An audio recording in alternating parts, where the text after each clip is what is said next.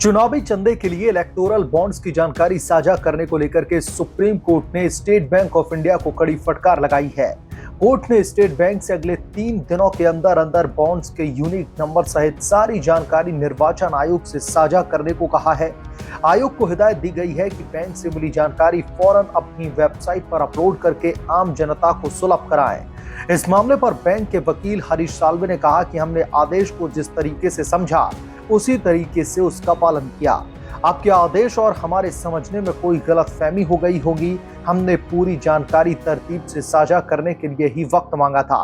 Chief justice of India DY Chandrachud ने कहा कि हमने तो पिछली सुनवाई में SBI को नोटिस जारी किया था क्योंकि हमने आदेश में पूरी जानकारी देने को कहा था, लेकिन स्टेट बैंक ऑफ इंडिया ने बॉन्ड नंबर नहीं दिया। SBI पूरे आदेश का पालन करे, सभी बॉन्ड के यूनिक नंबर यानी कि अल्फा न्यूमेरिक नंबर निर्वाचन आयोग को मुहैया कराएं।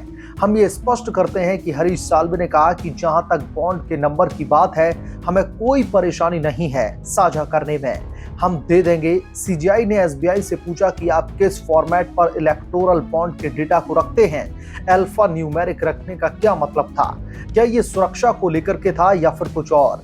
अगर बॉन्ड को भुनाया जाता था तो फिर ये कैसे पता चलता था कि वो फेक है या फिर नहीं?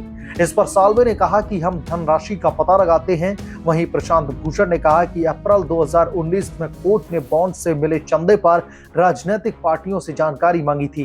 केवल कुछ ही राजनीतिक दलों ने उसका डेटा साझा किया है। इस पर CGI ने प्रशांत भूषण को कहा कि वो आराम से बहस करें, ये संविधान पीठ है।